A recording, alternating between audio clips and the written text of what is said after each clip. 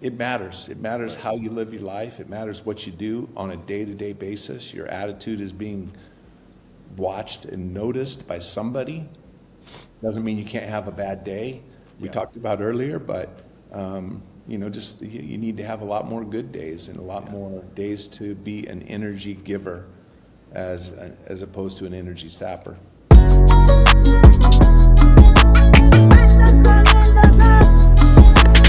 Hey everybody, it is Tuesday, which means we are back with the Nuff Related Podcast. I'm your host, Eric Mika. Super excited to have you here. Glad that last week I finished the episode by saying it would be someone, but that also I couldn't promise it was that someone because we hadn't recorded. We ended up not recording. We had to reschedule. So look out for Carmelita Jeter in the next week or two.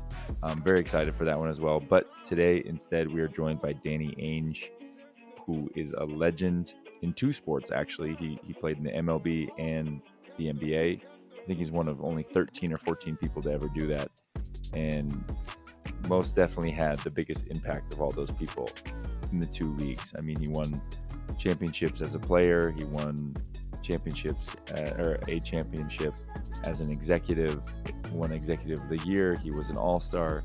He won the John R. Wooden, the College Player of the Year when he was at BYU. He has his number retired. He was a four-time All-American. I mean, pretty incredible. And that's just basketball. He also played a couple hundred games in the MLB. And he's just, he's done it all. He's seen it all as a player, as a coach, as a general manager, and as a dad. So he has great perspective on this topic of what it is to transition from sports to life after, and then also make pivots within that career once he was in it. So, incredible person, someone that I've known for a long time, family friend. So I was grateful to have him on the show, and hopefully you guys enjoy. So let's jump right in. Hey, well, I know you're busy. You want to just jump right to it? Sure. Okay, well, I already did an intro right after I set up. So I guess we could just jump right in. But Danny, super excited to have you. I know I kind of threw this out there when I came by the facility. Justin joked that you'd never come on the show, but by the end of some browbeating, you said you'd come on. So here we are. I appreciate you being here. Well, I mean, when did I first know you? When you were like 10 or 11? Maybe even younger, because we moved to Utah in 2004 when I was 10. So, okay. So yeah, it was probably when I was like 7. Yeah. And that's coming in clutch now, because otherwise you would have said no. Oh yeah, no, absolutely. I would have said no, but special family friends are exceptions to the rule. No, we appreciate you coming on the show. The whole point of this is to talk to current and former athletes about what they did or what they didn't do, and what they're doing, what they're not doing, and should be doing about this transition that's going to come. Life after sports. You're obviously an awesome candidate for this because you did it yourself while still being in sports. So you're also seeing other guys do it, and then also your kids have done it. So very excited to kind of hear your story and pick your brain on it. Obviously, I think you did it very well because you're in a cool spot, done a lot of cool things. Did some research on you, did some cool things. I didn't think you were that cool till I was looking at your Wikipedia the last couple of days. Okay, well. So tell us, okay, so it starts Eugene, Oregon. Tell us about growing up quickly as a kid, your family, how you got into sports, who were some of your heroes, what did you want to be when you grew up, all that good stuff. When I was a kid, I had 2 older brothers that were 3 and 4 years older than I was. Yeah. And a father that was very much involved in athletics. Matter of fact, my father was a convert to the LDS faith when he was in his 20s, when he had 4 kids, and he was a ringer for basketball, for the church basketball team. And anyway, that's how he joined our faith. But anyway, basketball was just part of my life. Like I'm not sure I had a choice, but with all the balls that were being thrown around our house. Matter of fact, I think I started my athletic career as the ball. But I idolized my big brothers. They were very good players. And I just grew up. I remember my mom when I was about 12 or 13, and my oldest brother was getting a lot of attention from colleges and from opponents, death threats. He was a very good football player, very good basketball player. And I remember she grabbed me one day and she goes like, let's just not do sports. But that ship had sailed long before my 12-year-old birthday. But I was obsessed. I mean, when I was 5, Eric, Oregon is known for a track. And we had what they called all-comers track meets every Saturday. So people from all over the state would come to the University of Oregon for these track meets. And I was participating in them when I was 5. Wow. So, that's my background. I grew up in a very athletic family and played all the sports. And, just wanted to be like my big brothers and my dad. You played. First of all, who's sending death threats to high school football players? That's like, is it the parents? Is it the coach? I think it's other kids. But no, it was not fun at first. I mean, I received some when I got in high school. There were some also, but I was grateful that I had seen that my oldest brother had gone through some of them. Yeah, it didn't deter you. Obviously, you were a first-team All-American in three sports in high school. Obviously, football, baseball, basketball. What clicked? I mean, I know this decision sort of came later, and we're going to get into that. But what clicked about basketball? Because all three you were great at. Like I said, we'll talk about it later. You were eventually drafted into the MLB. You played a bunch of games there. What was it about basketball that stood out for you? I think basketball was my first love as a kid growing up. I mean, I idolized players like Walt Frazier, Jerry West, Pistol Pete. I remember one time my high school coach said, "Who's your favorite player?" And I was wearing baggy socks and my hair was longer than was team code. And I said, "Pistol Pete." And he goes, "You need to change. It can't be Pistol Pete," even though Pistol Pete remained my favorite player. But I think that just meant no baggy socks and no long hair. Right. But I mean, I grew up in an era where basketball was really big in Oregon. We won 2 state championships. I had a great high school coach, a legendary coach named Barney Holland in Oregon, and he won multiple championships. And so playing on his team, we had kids that transferred into our district to play for him.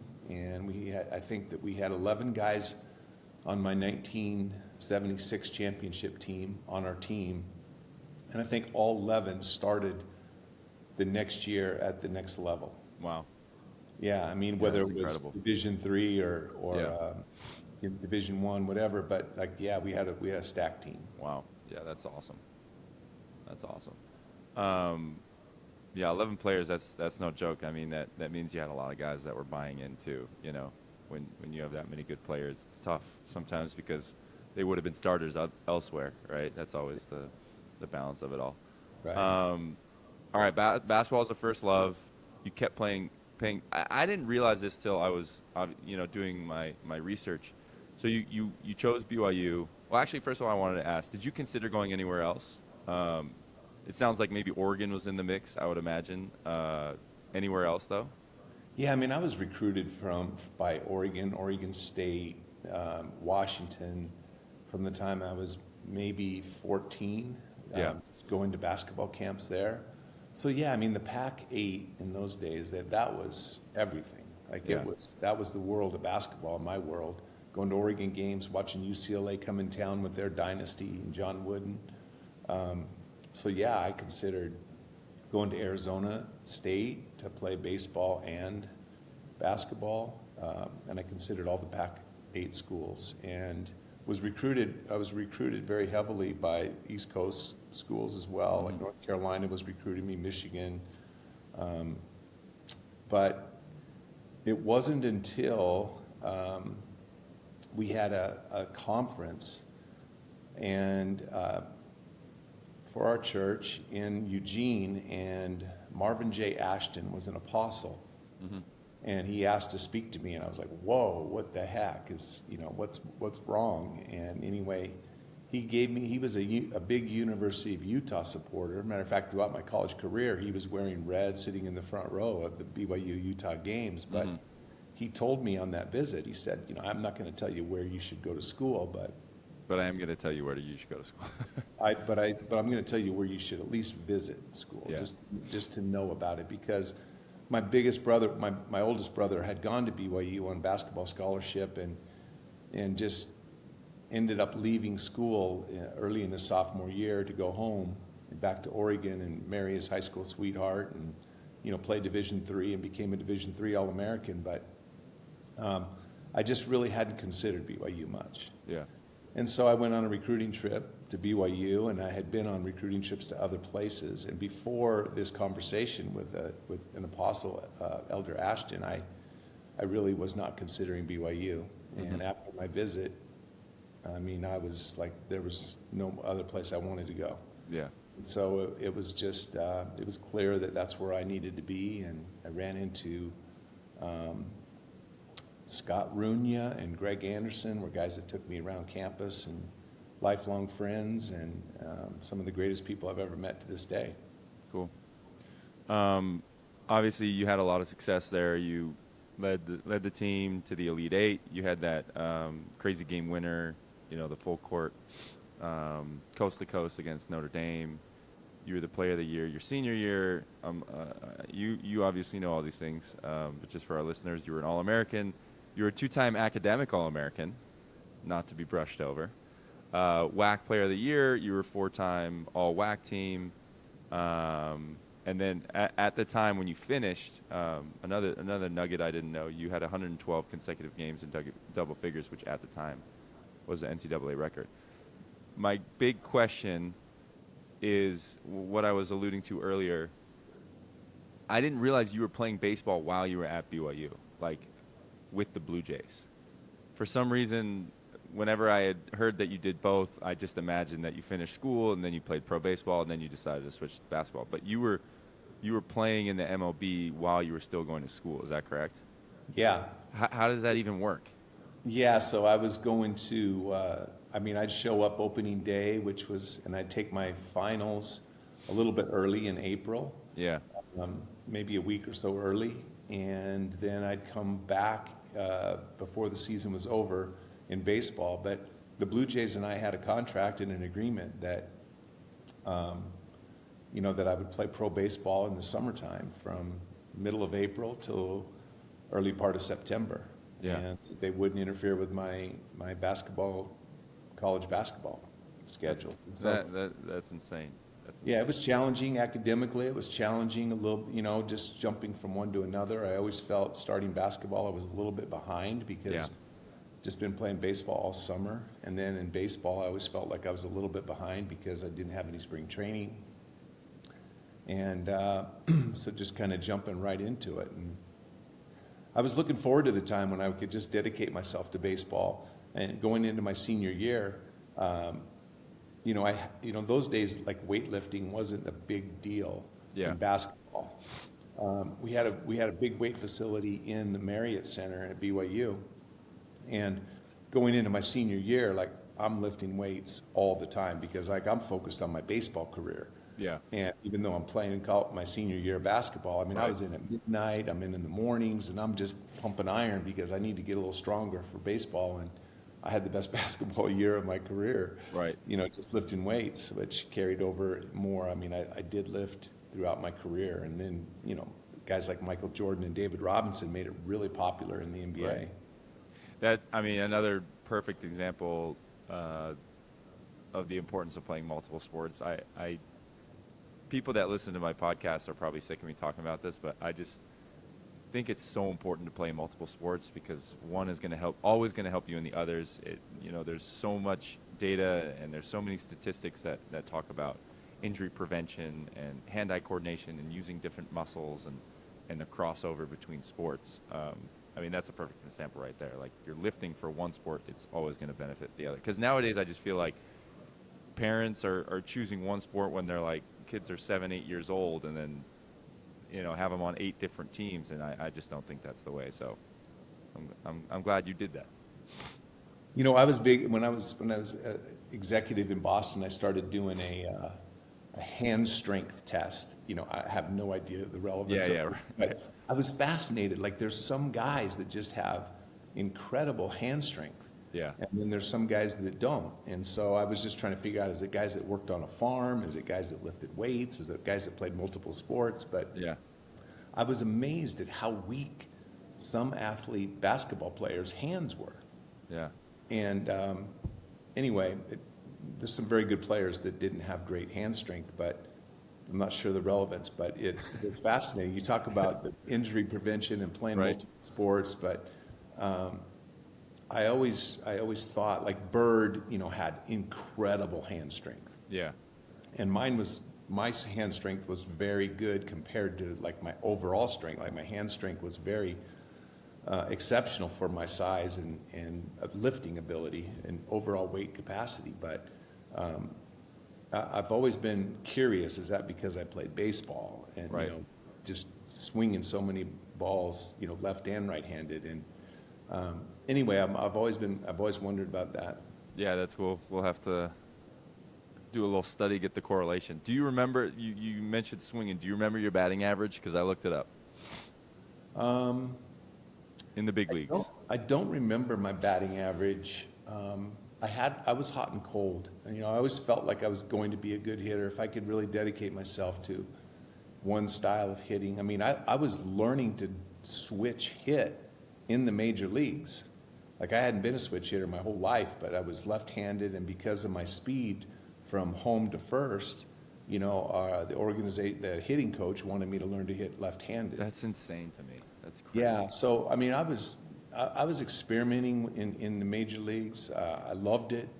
Like I said, up until the very end, I was planning on having a career in baseball. In those days, baseball was more attractive to me than Yeah, basketball. I didn't. Matter of fact, if I hadn't been drafted by the Lakers or the Celtics, I probably would have stayed in baseball. I wasn't attracted to most of the NBA in the early 1980s, and baseball was the sport. You could play it for 20 years, yeah, and I was having some success in baseball as a youngster without really dedicating myself to baseball. yeah. No, that's pretty cool. Obviously, you were then drafted. It was first by the Celtics, or right? Second round, Yeah, yeah, by second the round, Celtics, and then you were bought out of the Blue Jays contract, which was kind of a sticky situation, if I yeah. if I read correctly. And then when you played in the NBA, it made you. I thought this was pretty cool. You were one of 13 people to have played in both. Could you name any other athletes that are in that? I mean, I remember there was an old TV show called The Rifleman, a guy by the name of Chuck Connors, well before Yep. you were even thought of, but he Yep. was a two-sport guy. Dave DeBuscher was a Yep. great. Most of them were pitchers, though.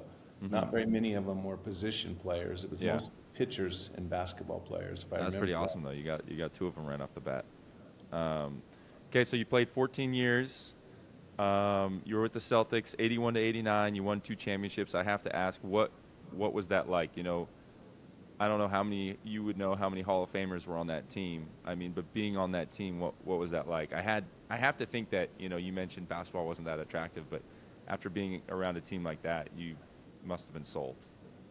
Oh yeah, I mean, I was sold. I was sold on the I mean, Celtics and Lakers well yeah, before I was even drafted or even went there. I mean, yeah, the idea of playing with Magic, the idea of playing with Bird, Kareem Abdul-Jabbar. I mean, those were guys that were super, super special. yeah, McHale, Parrish, Tiny Archibald was my backcourt mate for my first year starting in 1982. So, yeah, lots of Hall of Fame players. And I mean, in my unbiased opinion, I'm going to say 1986 Celtics team was one of the greatest teams ever.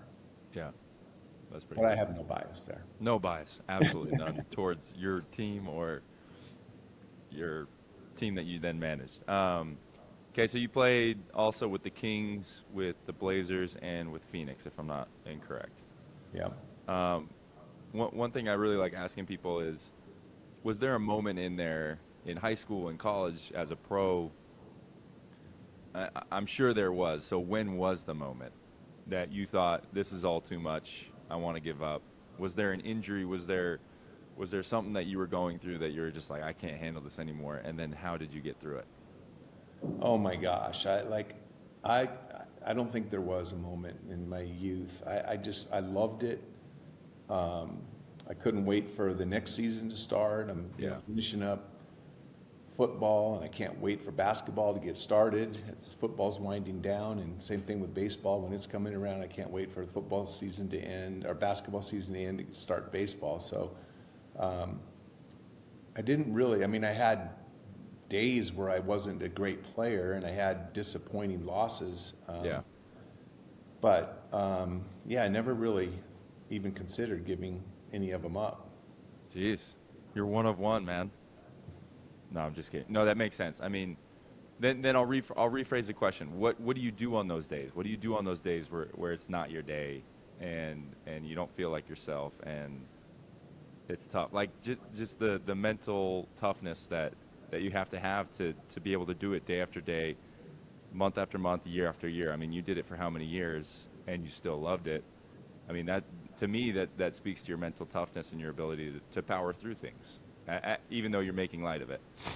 Yeah, I mean, it wasn't, yeah, I had bad days, but I mean, I played the three sports that Right. you mentioned, and then, I ran track when a baseball game is rained out, like I'm at the track and participating in that, and these all-comers meets on Saturday, and yeah, there were moments when I didn't win. There were moments when I was down after a tough loss, but maybe just the fact that I had three other sports to Right. carry Yeah. me through, or something to look forward to, Yeah. just kept me motivated. But I don't remember. I'm not saying I never was down. I just was never thinking about quitting ever. Yeah. That never crossed my mind. No, that makes a lot of sense. I mean, a recurring theme on here, and something that I've loved, hearing from so many athletes is the more hats you wear, the less these down days kind of dwell, right? Like yours was sports. Sometimes it's, I'm sure with you, it's family, it's responsibilities, it's, I might have had a bad game as a basketball player, but I go home and I'm a dad, or I go home and I'm this, or I'm that, or I'm serving in the community, whatever it is. Like the more hats that you wear, the more it can kind of roll off your shoulders. So I think that's what you had. You just had multiple sports, which kept you busy, and you didn't have to worry about your shooting percentage, because then you could go just play baseball or whatever it was. Now the bulk of this episode that I want to talk about is then that transition. Obviously we kind of breezed through your career. We made it seem like it wasn't that long. It was very, very long as a player, multiple sports at a high level. But then it came to an end, and that's inevitable for everyone, whatever level. It might be injuries, it might be the mental toll, it might be that you're simply not good enough to go to the next level, it might be that a contract doesn't come right. There's a million reasons. What was yours like, and how hard was it to make that final decision and to hang it up? Or was it not hard at all? So, I mean, there's nothing like playing. People have asked me, like, what's more exciting, being an executive, being a head coach, or being a player. I mean, it's not really very close. Yeah, right. There's nothing like playing on a team and being part of and feeling that adrenaline.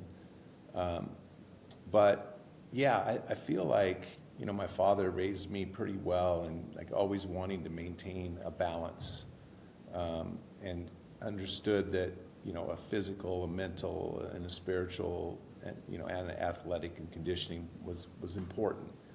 I wish I could say I was always great at maintaining a balance, but I knew that that's what I should do, whether I did a great job of it at all times or not. But I feel like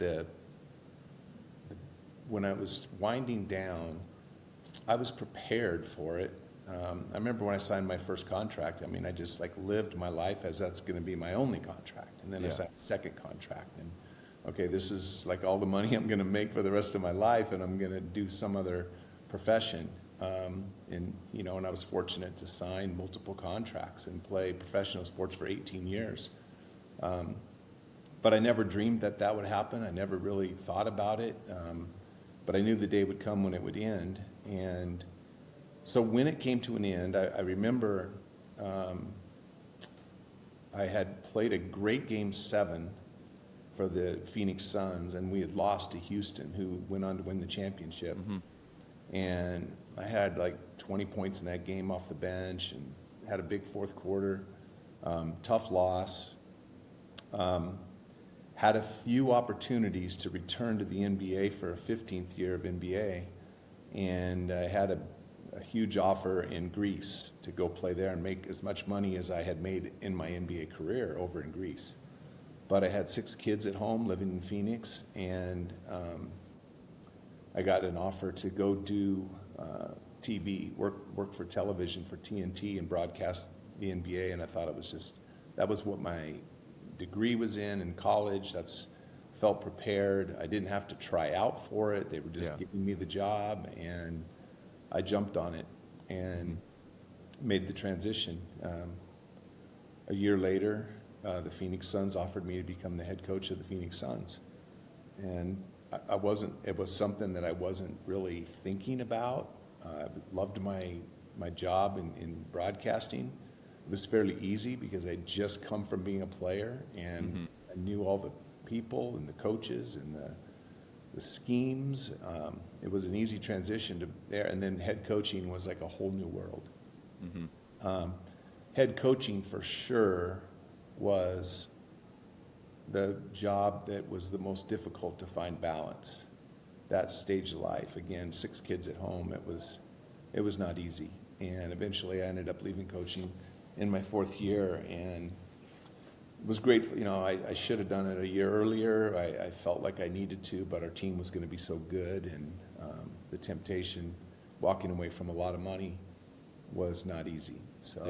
But just felt like I was cheating my family and cheating the team, because it was hard to be everything, to wear all those hats.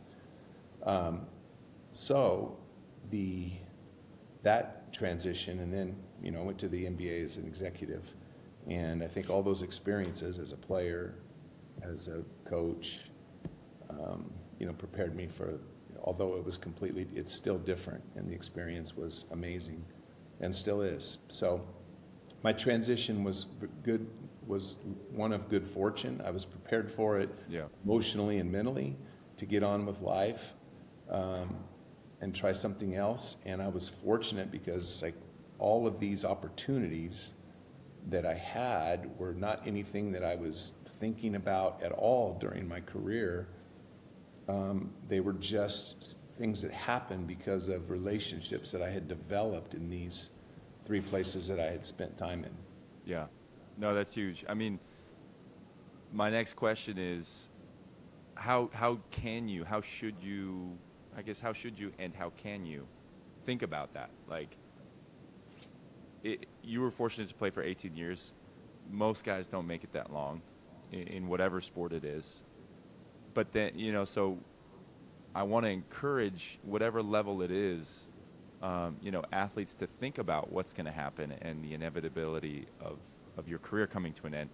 But I also don't want to come across as this message of hey, you should be working a full-time job as a data research person and playing baseball. You know what I mean? So how can athletes do, something? And you touched on it with the network, with the relationships. So I want to push that a little bit further.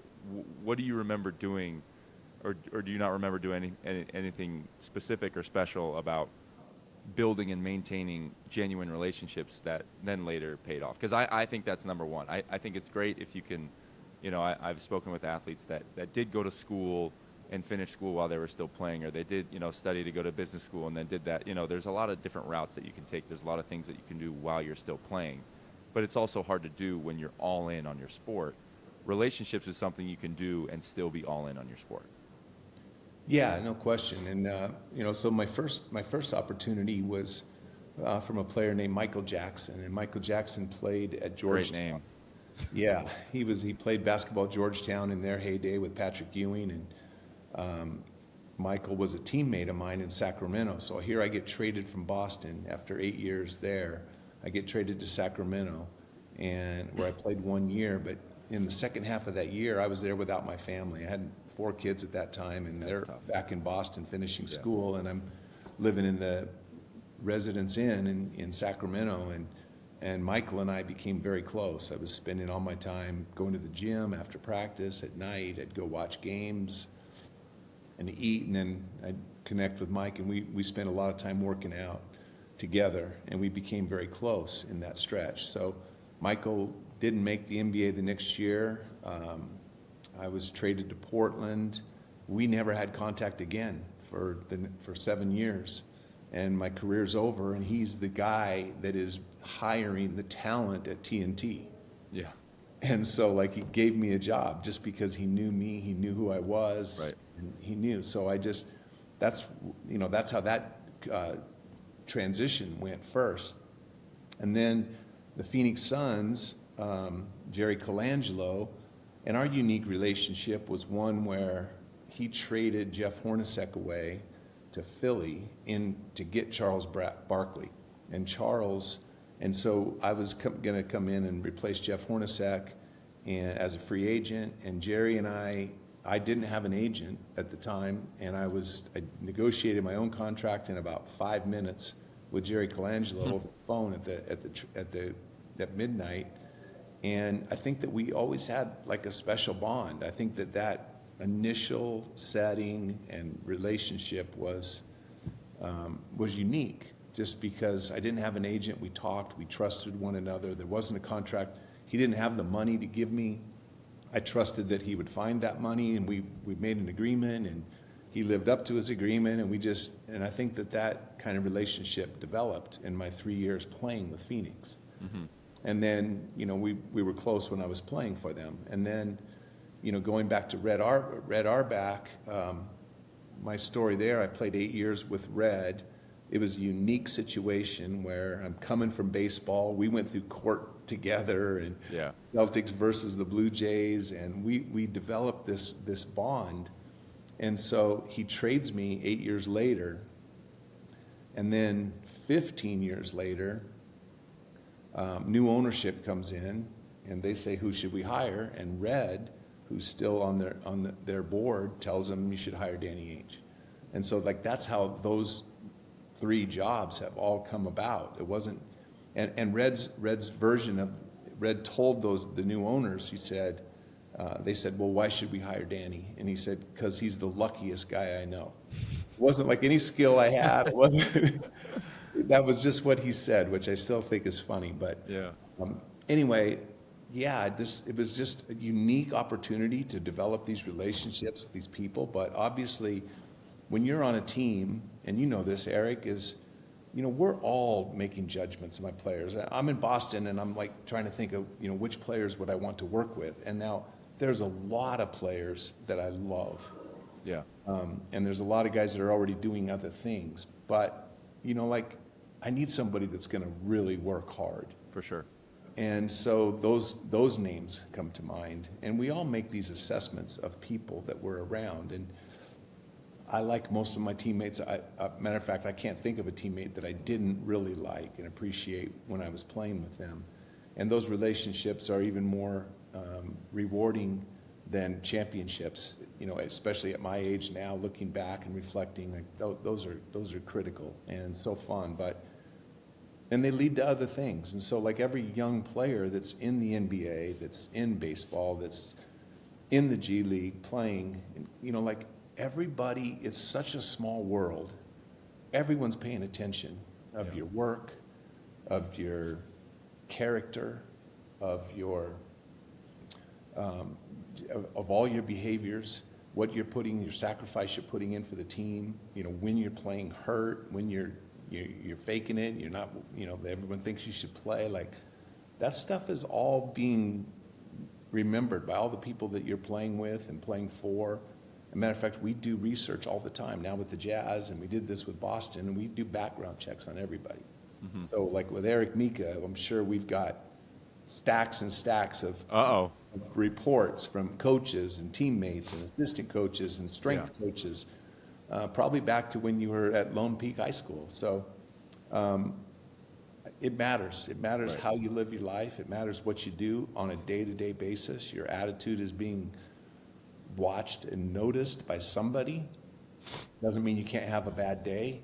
We Yeah. talked about earlier, but just you need to have a lot more good days and a lot Yeah. more days to be an energy giver as opposed to an energy sapper. I think that's great. I literally had this conversation. We had a scrimmage on Monday, like kind of a little preseason. Our first game's tomorrow, and one of the young guys. Obviously, I'm with these young guys every day, and I basically told him, hey, you need to be running harder in transition, and he was like, well, I only run hard depending on who has the ball. I see who has the ball because I know some people aren't going to pass it to me, And so I love what you said because I told them the same thing. I was like, it doesn't matter, you are being watched, whether so and so has the ball or the other guy has the ball, and you think you're going to get it. You're being watched on every single one. If you run hard every single time, I'm telling you, these guys are smart enough. They know you should be getting the ball. They know you should get a pass when you're running every single time. But that makes you even look that much better if you're running every single time and you're not getting the ball, right? Like it's all about body language, but you're always being watched. You're always being observed and assessed on literally everything you do. So I'm glad that you're backing me up on that. I'm gonna make sure I return and tell them, hey, by the way, Danny Ainge just checked off on everything I just said. Hey, and we had a kid come in from Boston, or to Boston, when I was back there, and his only real skill, I mean, he was a good player, but his greatest skill was running to the corners in transition. And the coaches loved him so much just for that. Crazy. Like it covered up every other weakness because he ran to the corner better than Yeah. everybody else. So if you're not running to the corner every time, you better be special at something else. Yeah. I think that's. I mean, so many guys. I don't know what it is. Maybe it's always been like this. I feel like the younger and younger the players are, the more they're worried about the wrong things. And I'm sure I was the same. I'm sure I still am the same in some ways. But everyone's worried about scoring. Everyone's worrying about their shooting percentage and looking the best with their handle and flash. All this flash and luckily, we have a great head coach in Jason Hart who tells them every day, and we as the older guys tell them every day as well. Like, that doesn't matter. You're going to get to a team next year. All these guys are going to get drafted, if not all of them, 7 out of 8 of them.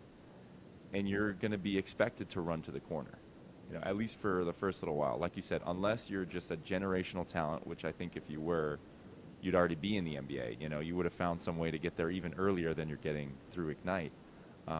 You're going to be expected to be a defender. You're going to be expected to run to the corner, knock down open shots, and make simple plays. And I think there's probably some lesson for life there. We often worry about things that really don't matter, right? Like, and it's worth taking a step back and being like, okay, what am I good at? I need to make sure I hone in on that, get that done every single day. And then you can build, you can work towards a bigger role and bigger projects and bigger things in life. But you got to make sure you're really good at a couple things first. No question. And to think that people in the NBA aren't watching, like we're not looking at a stat sheet, we're watching. We're watching for efficiency, effort, energy, how you respond to referees, how you respond to your teammates, your coaches, through the ups and downs of a game. Like all those things are being watched. And it's not just about raw talent. And occasionally there are guys that are just so talented that, you're taking the upside. But we're watching the defense, the communication, the read, the decisions that you make, the efficiency. Doesn't matter if you score 25 points if you're inefficient and you don't play defense. Yeah.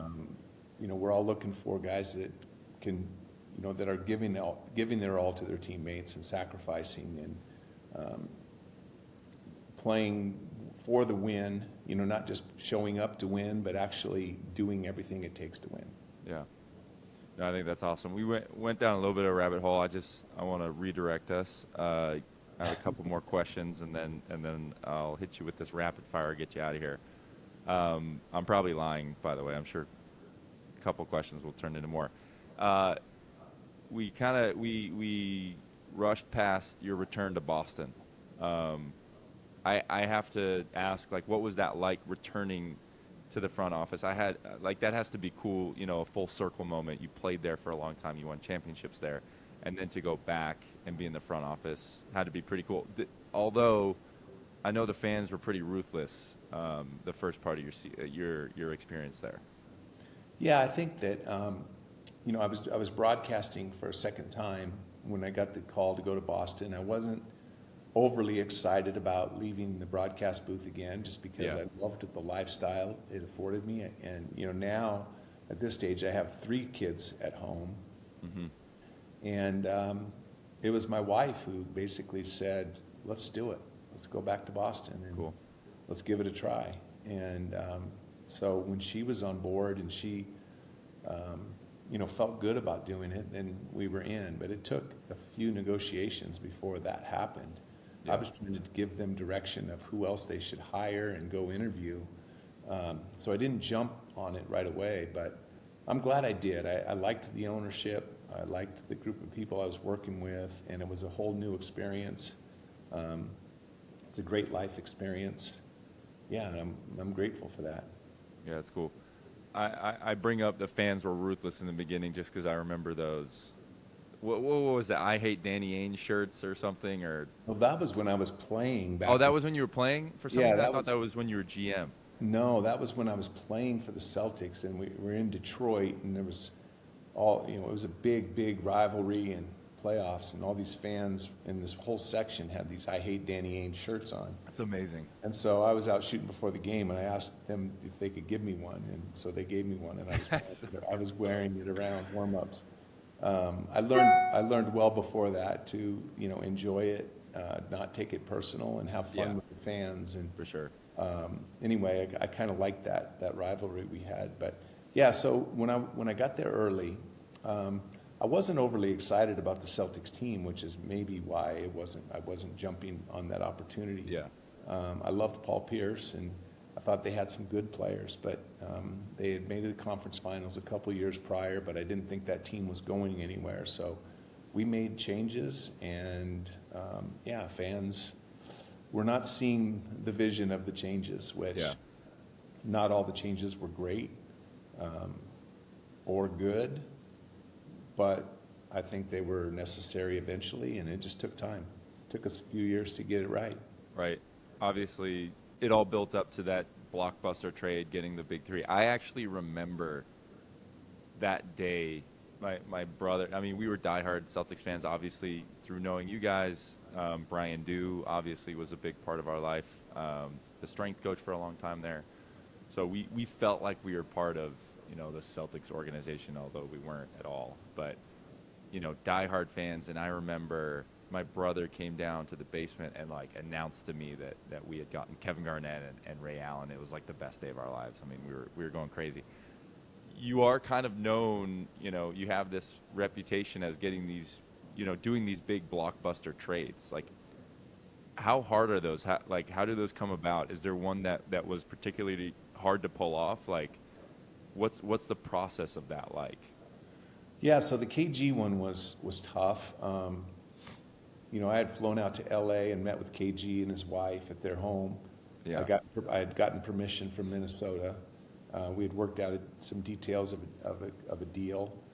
But KG, when it came down to it, he didn't think that the team was good enough for him to come to Boston. So we couldn't get him to sign a contract extension because we were giving up a lot to get KG, but we weren't going to do it just for 1 year of KG. Right. So anyway, it fell through. And so we went ahead and we made a trade for part of the package that we were getting for KG. We went ahead and got Ray Allen, with no idea that would be the catalyst for KG wanting to come to Boston and signing a contract extension. But it turned out to be. KG says, "Oh yeah, with Ray and Paul, Yeah. I'm in Boston." And so now we had to work out a complicated deal to get KG without the number 5 pick in the draft, that was such a big part of the KG package initially. So we had to rework that, and we were finally able to do that. And very fortunate to get those guys together at the same time of their careers. They're all in their early 30s, and all winning is all that matters, you know, Yeah. for them. And there was so much hope that was brought in the arrival of Ray and Paul, Ray and KG for Paul. Paul was a different person, a different player. Just you could just see the hope in him, and so was Doc Rivers. And there was a lot of excitement and enthusiasm throughout the city of Boston, like you mentioned. And then the other one that was hard was a challenging that weren't sure we were ever going to do. Thought Paul and KG would retire Celtics, but Right. was the Brooklyn deal to get Jalen and Jason eventually, and Right. you know, that was good fortune too. It just fell through, or fell the way we wanted it, and never imagined that would lead to, you know, 2 top 3 picks in the draft. Crazy.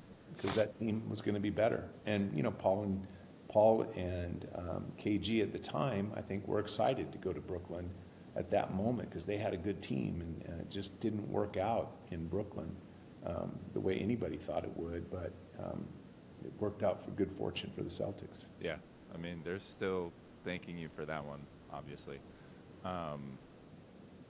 Since the Celtics, kind of going back to relationships, I was thinking about this when you were talking. I mean, now your role with the Jazz is, you know, very similar kind of situation. It came from having a network and from having relationships with people. Obviously, you and Ryan have been good friends for a long time. What was that like then, coming from the Celtics to the Jazz? Because you retired. You retired, right? Yeah, I mean, You pulled the Tom Brady on us, and then you unretired. no, it wasn't that bad, but I did retire. I was willing to walk away from the game. I Yeah. felt it's a good time for lots of different reasons. I had a couple of heart attacks in my time in Boston. I just felt, from health, from just time of life, Yeah. lots of grandchildren out west, and so it was a legit retirement. And you know, Ryan and I have known each other for maybe 12 years, you know, through playing golf. We played a lot of golf together, and we had a lot of mutual friends. And when he bought the team, well, actually, before he bought the Jazz, he was looking at buying Minnesota. He was looking potentially at getting involved in Phoenix ownership. And so we had spent a lot of time talking on the phone, and I'm just trying to help him as a friend, like what a direction that he should go. And anyway, he bought the Jazz team, and that was kind of a miracle in itself, like how that even came about, especially at the time that he was, you know, tempted to pull the triggers at other places. So the fact that he got it in his hometown and his home team was really cool. But you know, like I told Ryan numerous times after I moved to Utah, that he has me for free. Like, I'm a friend. You can call me. You can reach out to me anytime you want. I don't Yeah. need to go back to work. And so we spent the next few months, a couple of months anyway, of just kind of discussing what it would even be. And I had any intention. I was setting a really high standard for the most I would do for him if I came to work in Utah. And anyway, I remember being on a plane flight back from a golf outing, and him and Tony Finau and Tony's agent, Christopher Armstrong, like they just kind of surrounded me and like were talking me in on that plane flight back. They just cornered you. Cornering me to take this job. And that was really the first time that I actually even considered it, of working again. Yeah. So, but again, because it's with Ryan, who I know so well, and he knew exactly where I stood on, Right. you know, what I would do, and we talked through it. But he still wants me to do more than I'm willing to do now. But we have a great staff of people, and Yeah. And so it's been a good experience, working here in Utah, and also at the same time being closer to a lot of my family and grandkids. Right. No, very cool. last question, then I'm going to send you out with this rapid fire that I do with everyone. Your family that you're now close to, your boys that I know best are Austin, Cooper, and Crew. They all played college sports at a high level. Crew is the one I know the best. Obviously, take him for example. Something I thought was really cool. He started at Utah State. From the outside looking in, I see him. He's there for a little bit, and then he looks around and says, "I'm not really playing that much," which I know isn't fun. Can't be fun. And he's probably also thinking, "I'm not going to go play pro in this. I'm going to be doing something else." So he ends up transferring to Babson, right? Yeah. I have to imagine, and I want to hear. You were involved in that decision. Obviously, you're his dad. You had a lot of conversations, I'm sure. What is that conversation like? What was the conversation like with your kids? This is something that I want to hear. I want our listeners to hear, like, about, hey, I know you're loving this. I know you've worked super hard at it, but start looking at something else. How does that conversation go? And what are you telling them to look for in what's going to come next, and when to start looking for it, if that makes sense? Yeah. I think that starts when they're young. Like Yeah. we talked about, if having a balance and having more in your life than just your sport. All four of my boys, my son Tanner also, they all played college basketball. And Tanner, I think Austin and Crew finished their college careers playing basketball and then moved on to the next phase of life. And Tanner and Cooper kind of recognized earlier, like, I'm not sure I want to dedicate all this much time, and Yeah. it's not, and they moved on with life faster. And I credit Tanner a lot for helping Crew make a transition from Utah State, going to a more academic school, getting something that he wanted to do. Yeah. Got into real estate, and now Crew is thriving in the real estate business Yeah. here in Utah. Killing it. So, yeah, they're all doing great, and I think sports help them. The ups and downs of sports, I think, is a great teaching tool as to other avenues of life. I think that those conversations begin in their youth, Yeah. and just you try to prepare them along the way. Whether they go play college, whether they don't play college, whether they're done after high school, or whether they get cut from their high school team, I think that those are sometimes tough moments, but I think that you have to have some preparation before it actually happens. For sure. You got to prepare them throughout their life for other things. School's important, relationships, what we've talked about earlier, those things are all important. Yeah. No, that's awesome. All right, we're gonna finish with this rapid fire. You can go as deep into this as you want, or you give one word answer. I don't care. We finish with all our guests doing this rapid fire. Hidden talent. Oh, my hidden talent? Yeah. Yeah.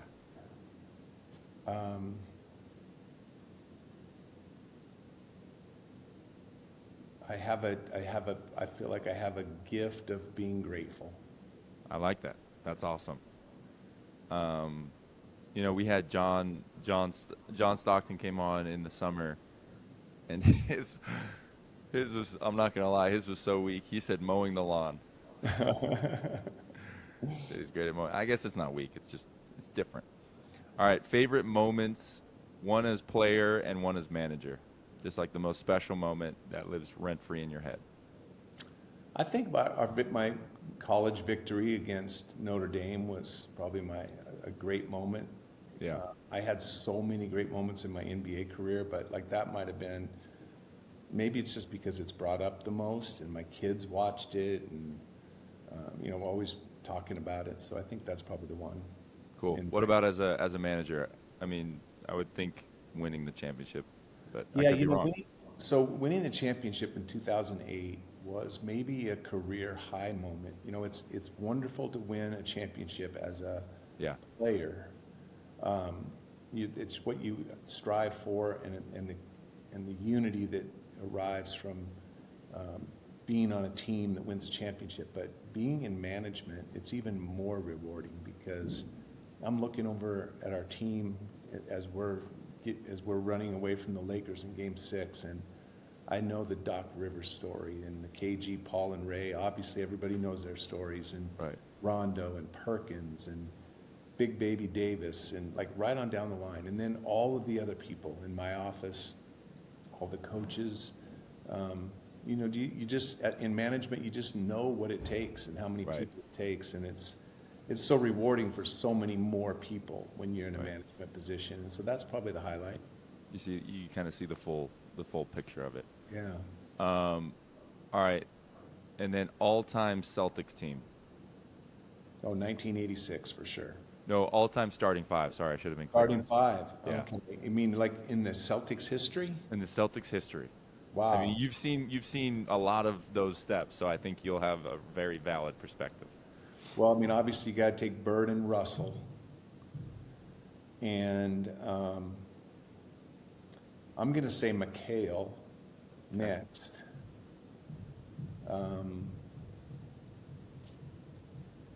Wow, it's tough after that. It's tough because you got Havlicek and Cowens and Tatum and Pierce. That's my starting seven. I like that. That's a great political answer right there. There's more. I know I'm missing somebody. Oh no, I mean, of course, that's richest history in the NBA, baby. Um, is there anything that comes to mind that we could promote for you? I sent this in the email. I don't know if there is anything. Is there anything you're working on? Any projects? Any books you're writing that we need to push out for the people when they listen to this? No, I've stayed away from the documentaries and the books so far. Yeah. Maybe someday I'll do it just for my posterity. But Yeah. I'm promoting the Utah Jazz right now. Let's I go like Jazz. that. Let's I go. like that. Big fan of the Utah Jazz. I got to know Walker this summer with Team USA. I'm already obviously an adopted Jazz fan, but getting to know him made me an even bigger fan. He's a great kid. Really, really like him. Blocks everything. Danny, cannot thank you enough for coming on the show. Legendary career in multiple sports at multiple capacities. The perfect guy for this podcast. So really, really cool advice. I'm excited for this one to come out. So thank you so much. A million times over for coming on. I know you're busy. All right. Well, thanks for having me, Eric, and good luck in your rehab. And Thank you. I'll probably be down there to see some games, watching Yeah. those Well, I'm excited 4 to or see you. 5 draft picks you got on that team down there. Yeah, we got a bunch of them. They're good. They're always good. Hey, everybody. Thank you so much for listening in. Hopefully you enjoyed the conversation with Danny. I love listening back. Great guy. Really, really unbelievable stories. I mean, like, played with some serious legends in the world of basketball, and then coached some more, and then has managed even more since then. So unbelievable career, unbelievable human being with great perspective. So loved hearing what he had to say about balance and the importance of it, and what he teaches his kids from a young age about it. So very cool stuff. Hopefully you guys enjoyed. Stay tuned. Next week we'll have another episode on Tuesday. As I mentioned, not 100% sure who that will be. It might be a solo episode, or it might be an Olympic runner, but either way, you'll hear both of those coming up soon. So stay tuned, and make sure you check in on us on Instagram. We'll see you next week.